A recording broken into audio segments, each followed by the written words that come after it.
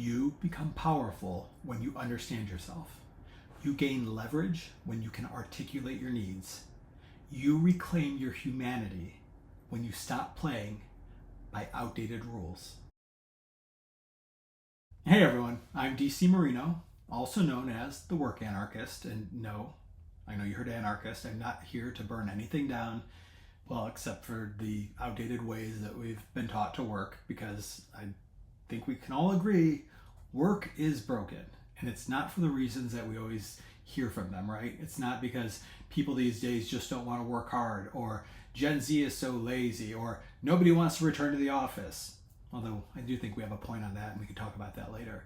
But work is broken because the systems running it are outdated, industrial, basically built for a world that no longer exists. And yet here we are, all of us, trying to work within a crazy, outdated system. And I just want to be clear about one thing.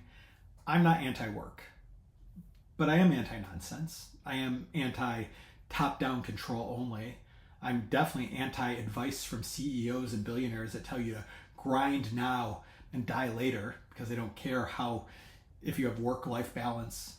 So what does a work anarchist mean? Well, it's about rejecting the old rules that you inherited about work and then redefining your work on purpose from the inside out. Because if you don't define your work, somebody else will. And remember, their definition is always going to serve them and not you. That's actually why I built besympatico.com, the personal user manual app. Now, if you don't know what a personal user manual is, it's a clear, shareable guide that speaks to how you work. It talks about your strengths or your needs. It basically shows how others can collaborate with you effectively.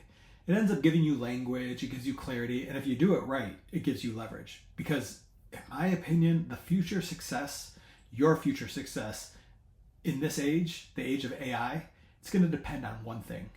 Do you know how you work? Do you know how you work, how you get work done, right? I'm not talking about your resume, that's your job history. I'm not talking about your job title currently, right? That's what you're in charge of. And I'm not talking about HR handbook or some process guide.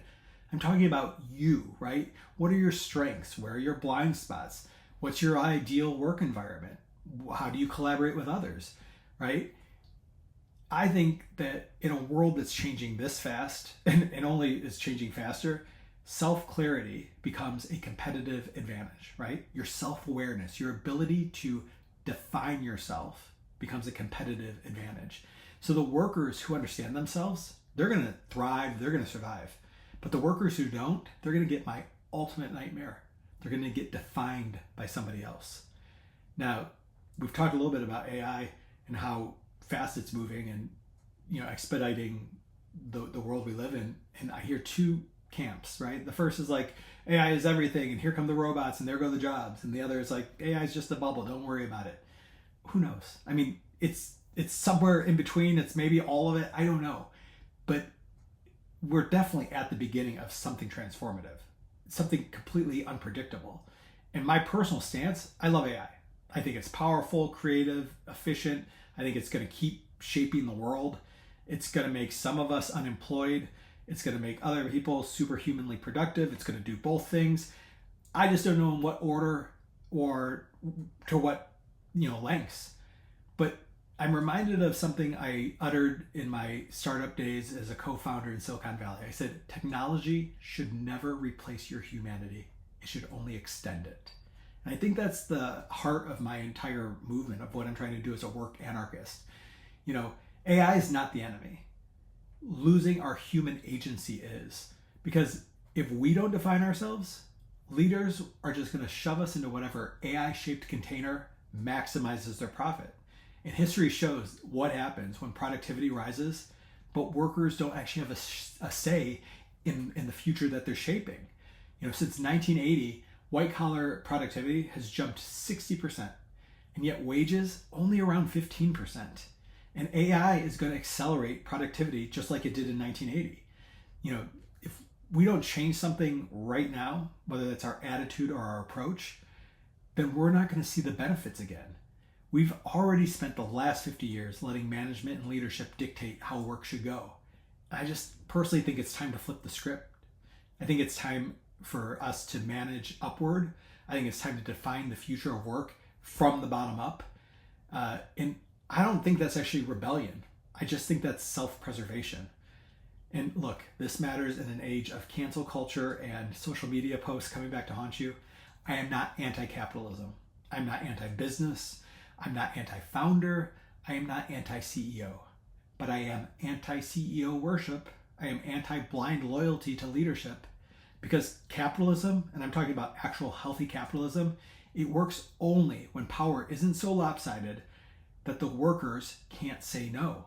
And Adam Smith said this, Mill said this, and today modern economists say this: markets only function when humans have agency, when workers have agency. And right now, workers don't. It's not because of capitalism or socialism or any ism. It's because the system has drifted out of balance. And I know you have to feel that. I've felt that.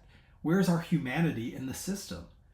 So being a work anarchist isn't about overthrowing anything as much as it's just about recalibrating. It's about restoring humanity, right? Restoring humanity inside a system that's actually removed it over the last 50 years. And again, let me be crystal clear. I don't begrudge anybody's wealth or their success. I don't hate CEOs. I don't hate billionaires.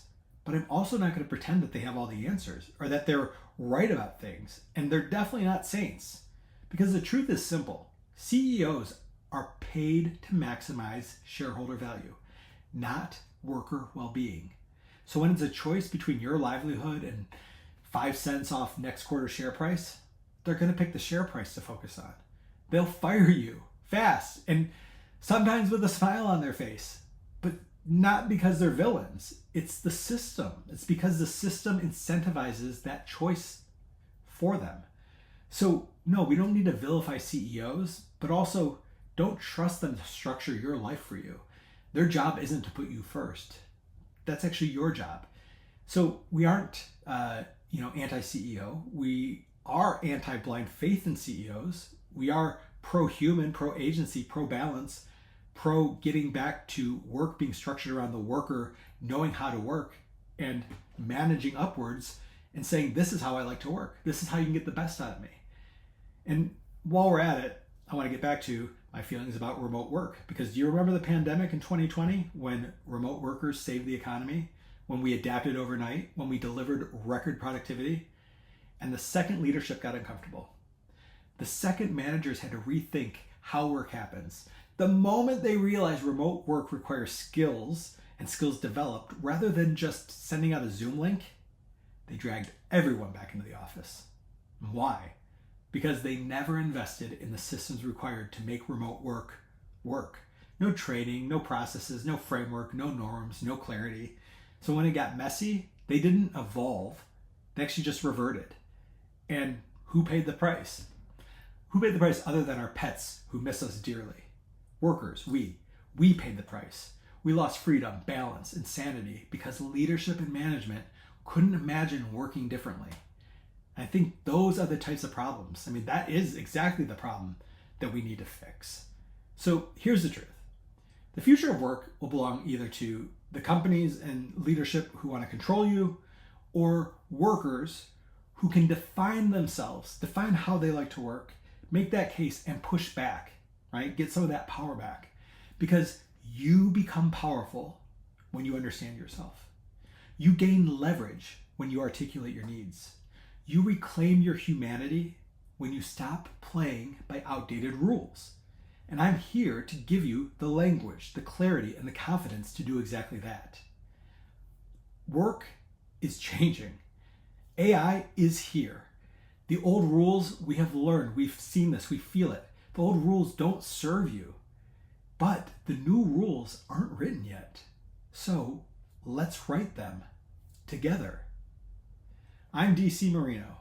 I am the work anarchist, and this is the start of something big.